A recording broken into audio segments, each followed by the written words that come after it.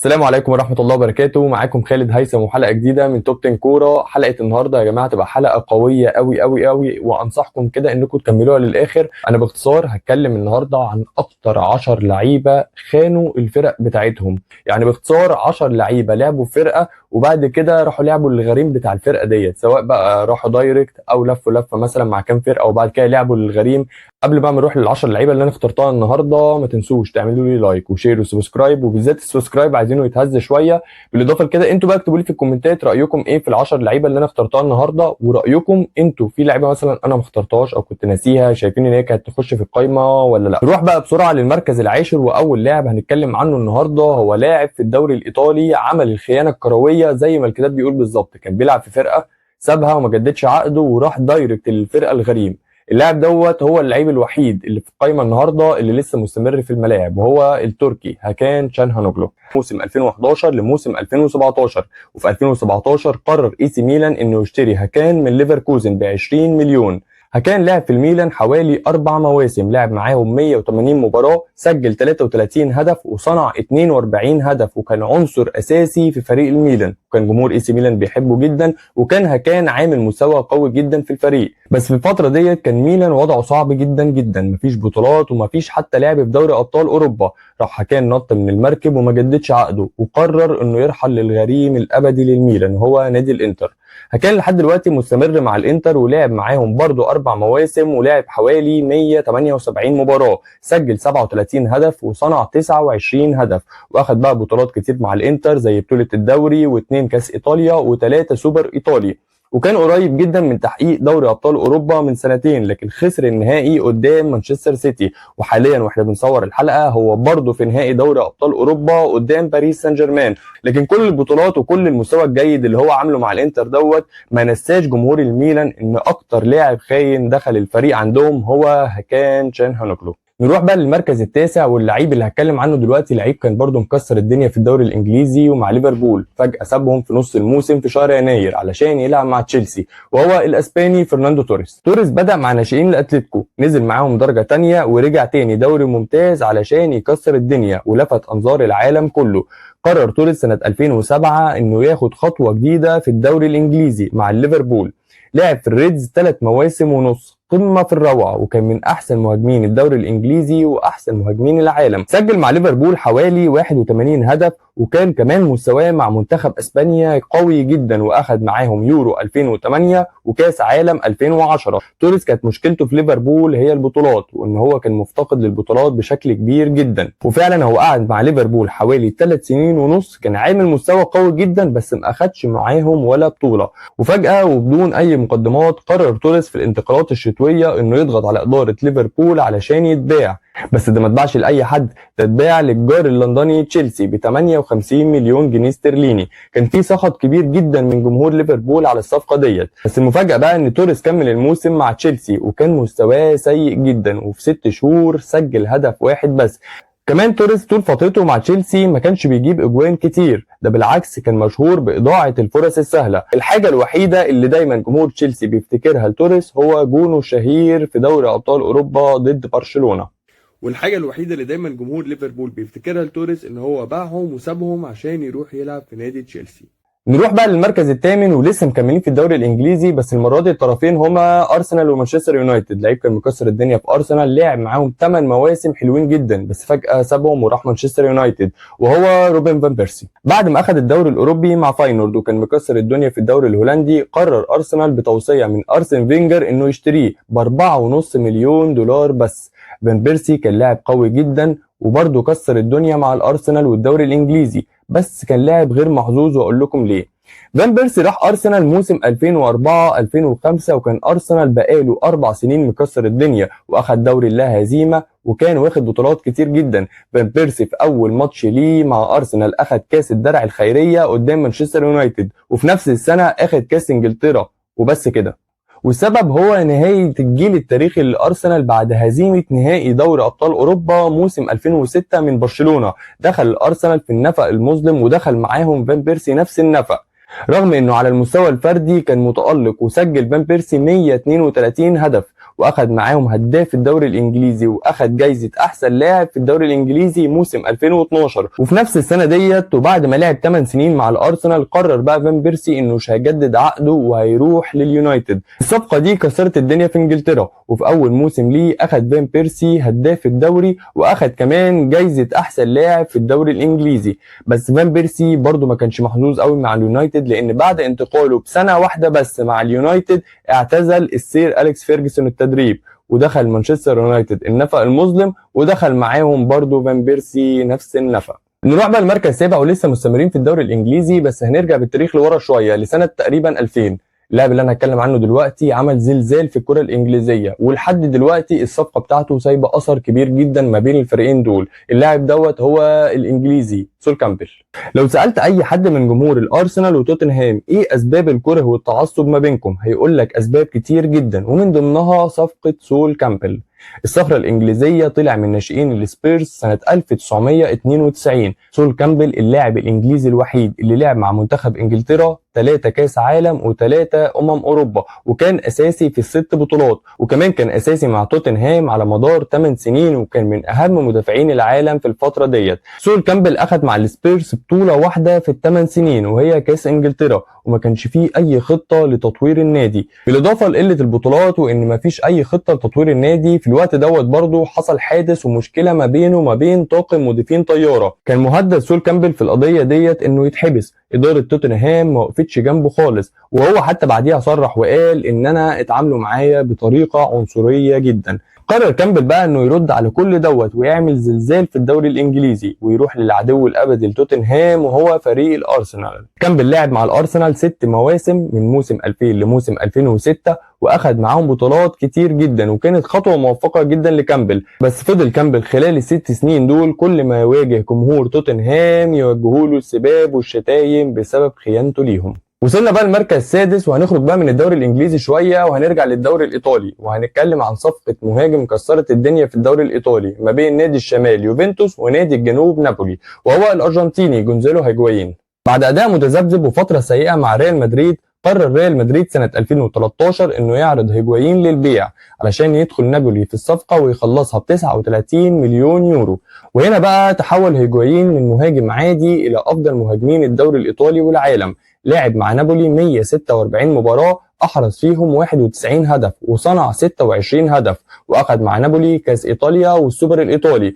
جمهور نابولي كان بيعامل هيجوايين معاملة الملوك، خصوصا انه من ريحه الحبايب، لحد ما قرر هيجوايين سنه 2016 انه يرحل عن النادي وما يجددش عقده. فورا على طول وفي ساعتها قرر نابولي انه يعرض هيجوايين للبيع. المشكله بقى ان هيجوايين ما راحش لاي نادي، ده راح لاكبر عدو النادي نابولي وهو اليوفنتوس، علشان بقى يتحول معشوق نابولي الى العدو الخاين. وصلنا بقى للمركز الخامس ورجعنا تاني للدوري الانجليزي، وهنتكلم عن صفقه برضو كانت مكسره الدنيا في الدوري الانجليزي. طرفين الصفقه دول هما مانشستر يونايتد ومانشستر سيتي. اللاعب اللي انا اخترته بقى في المركز الخامس هو كارلوس تيفيز. بعد خيانه صغيره كده في الاول لنادي وجمهور ويست هام، قرر تيفيز بمساعده شركه ممتلكه لعقده انه يطلع اعاره لنادي مانشستر يونايتد لمده موسمين. في الموسم الاول موسم 2007 2008 الدنيا كانت زي الفل ما بينه وما بين اليونايتد، واخد مع اليونايتد الدوري الانجليزي واخد كمان دوري ابطال اوروبا، وسجل في الموسم ده 19 هدف وصنع 7 اهداف، وكان هو وكريستيانو رونالدو وواين روني مكسرين الدنيا تحت قياده السير أليكس فيرجسون. بس في الموسم الثاني الوضع اختلف تماما، وبدأت المشاكل من صيف 2008-2009 خصوصا بعد التعاقد مع بيرباتوف. بدأ يحس تيفيز ان بيرباتوف بدأ ياخد مكانه وان السير مفضله عليه. الشركه الممتلكه لعقد تيفيز واللي خرجته بالعافيه من ويست هام لليونايتد للاعاره هي الشركه اللي اصرت بقى المره دي ان هو يروح مانشستر سيتي وما يجددش في مانشستر يونايتد، وده بسبب ان اليونايتد كان مستكتر انه يشتري تيفيز ب 25 مليون يورو. وطبعا السبب المادي مع السبب النفسي لتيفيز والمشاكل اللي حصلت ما بينه وما بين السير أليكس، قرر ان هو يروح السيتي. ومن اول دقيقه في الصفقه حصل مشاكل كتير جدا، اولها طريقه اعلان السيتي عن الصفقه والترحيب باللاعب. بالاضافه لكده كان دايما تيفيز بيتعمد استفزاز لعيبه مانشستر يونايتد وبالتحديد جاري نيفل، وكمان كان بيرد وبيستفز السير أليكس شخصيا. على الناحيه الثانيه جمهور اليونايتد كان بيكرهه جدا وكانوا بيعاملوه معامله الخاين، وكان مكروه جدا عند فريق اليونايتد الى يومنا هذا.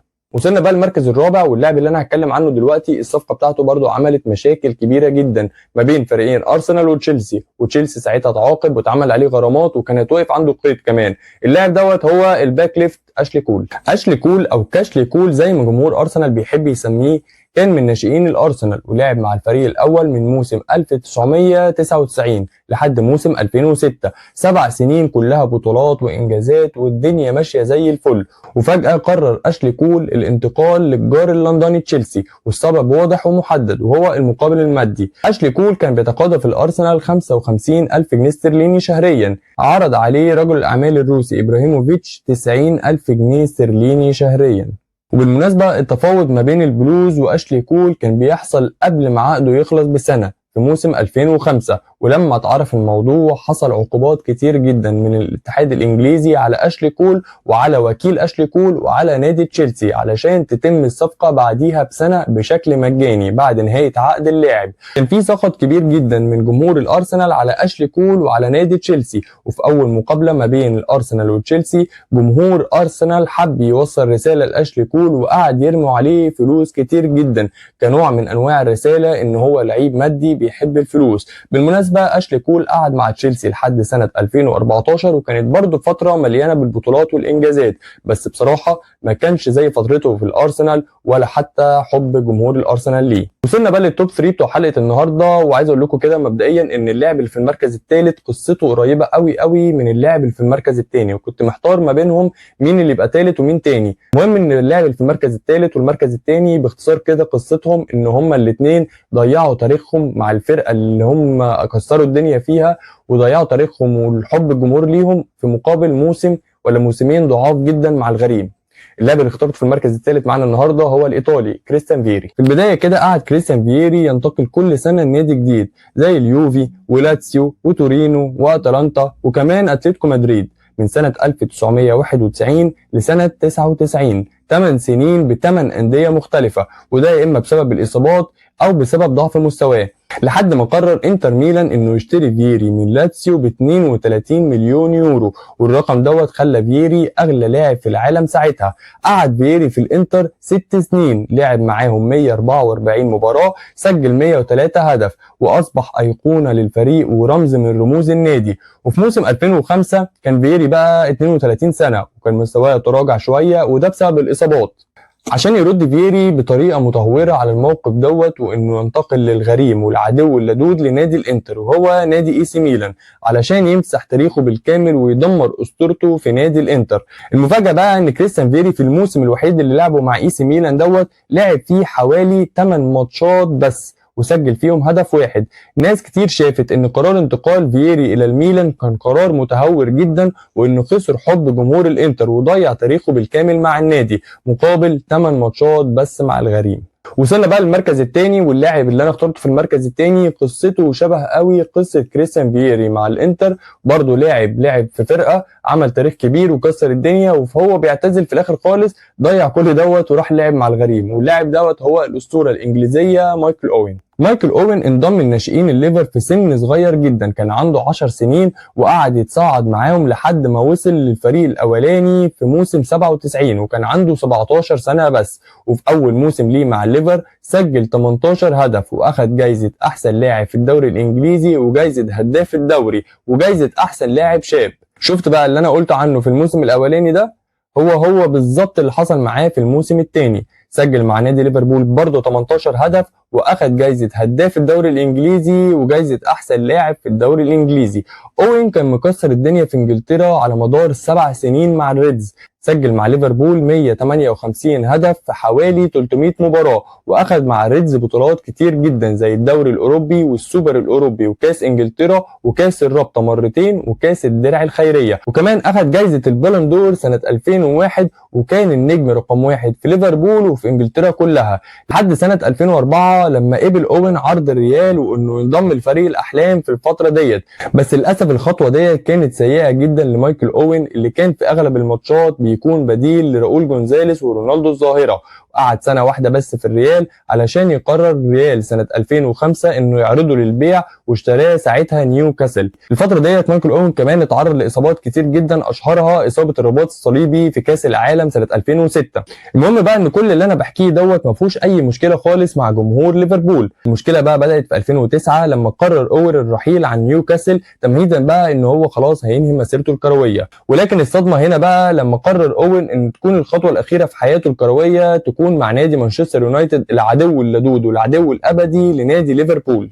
وكده تقدر تقول ان مايكل اوين مسح تاريخه بالكامل مع فريق ليفربول، بعد ما كان اسطوره عند جمهور النادي اصبح من اعدائهم وكان في نظرهم خاين. بالمناسبه اوين قعد 3 سنين بس مع اليونايتد، لعب في ال3 سنين دول 31 مباراه فقط، سجل فيهم 5 اهداف. يعني يعتبر اوين دمر تاريخه مع ليفربول على الفاضي، بس باول بطوله دوري ليه في حياته. بس طبعا خلينا متفقين ان بطوله الدوري ديت اكيد مش هتساوي حب وعشق جمهور ليفربول ليه. وصلنا بقى للتوب 1 والمركز الاولاني اللي انا اخترته النهارده. بصراحه انا ما تعبتش خالص في اختياره، اللاعب سهل جدا، انتوا تقريبا اصلا عارفين انا هتكلم عن مين وشايفين ان هو فعلا اكتر لاعب كان مثال للخيانه الكرويه. اللاعب دوت عمل زلزال في الكره الاسبانيه وزلزال في الكوره بشكل عام، ولحد دلوقتي بيتضرب بيه المثل في حته الخيانه الكرويه، وهو الاسطوره البرتغاليه لويس فيجو. في البدايه كده لويس فيجو سنه 1995 حصلت عليه مشكله كبيره جدا في الدوري الايطالي، ودوت بسبب لما وكيله، وحط تحت وكيله دي خط علشان هنرجع له تاني قدام شويه.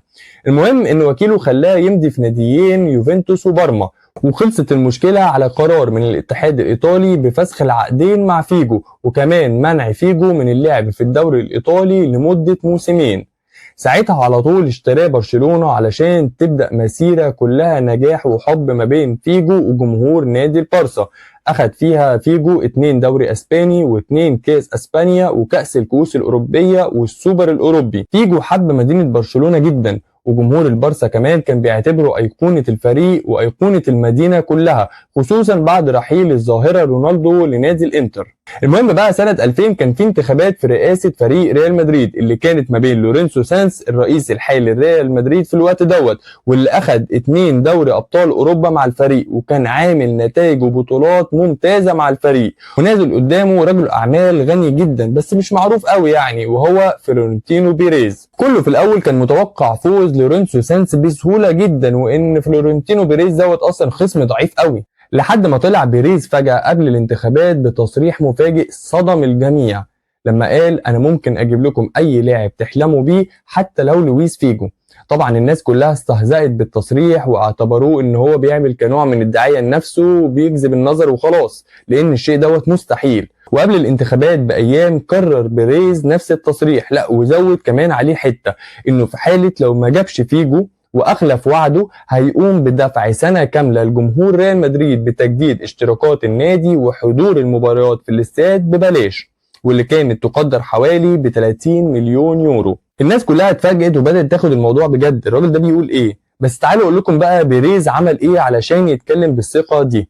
بيريز قعد مع وكيل فيجو، فاكرينه اللي قلت لكم عليه في بدايه القصه، واداله 3 مليون يورو، وقال له ان هيدي فيجو مرتب خيالي 3 اضعاف اللي كان بياخده برشلونه، وكمان هيدفع الشرط الجزائي اللي كان بيقدر ب 60 مليون يورو في عقده مع برشلونه، في المقابل ان وكيل فيجو يوقع على العقد حالا وهم قاعدين، ويصبح لويس فيجو لاعب في ريال مدريد بداية من الموسم الجديد. وكان في بند في العقد دوت في حالة ان لو بيريز كسب الانتخابات وفيجو ما جاش هيدفعوا هم بقى شرط جزائي 30 مليون يورو لبيريز. وفي اقاويل بتقول ان فيجو راح لادارة برشلونة علشان ياخد منهم ال 30 مليون يورو اللي هم الشرط الجزائي اللي ما بين بيريز ووكيله، علشان يديهم لبيريز وعلشان يكمل مع برشلونة، بس ادارة برشلونة رفضت، لحد ما قعد بقى فيجو مع بيريز وجها لوجه لاول مرة. طبعا بيريز اقنعه بفكرة المشروع الجديد، وان هو اول لاعب واول عنصر في المشروع الجديد، ده غير طبعا الزيادة الكبيرة في مرتبه. وطبعا لويس فيجو حس بتقدير كبير، خصوصا ان بيريز هيدفع شرط جزائي 60 مليون، وده كان رقم كبير جدا. كل الاسباب دي طبعا ادت انه في الاخر يوافق انه ينتقل لريال مدريد، علشان ايقونه ومعشوق جمهور برشلونه ينتقل للغريم المدريدي،